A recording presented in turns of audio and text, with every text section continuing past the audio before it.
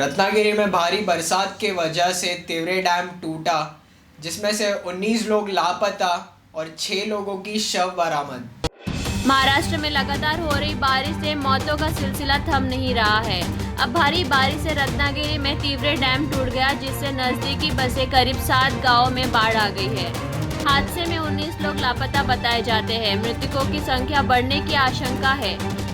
अब तक 6 शव बरामद किए गए हैं, जिन्हें पोस्टमार्टम के लिए भेज दिया गया है। बताया जाता है कि भारी बारिश के चलते बांध में जलस्तर बहुत बढ़ गया था, जिसकी वजह से यह बांध देर रात अचानक टूट गया। स्थानीय प्रशासन के मुताबिक बांध के टूटने से नजदीकी बने करीब 1 दर्जन घर पूरी तरह से बह गए। स्थानीय प्रशासन, पुलिस और वॉलंटियर्स के अलावा एनडीआरएफ टीम राहत और बचाव का कार्य में जुटी हुई है।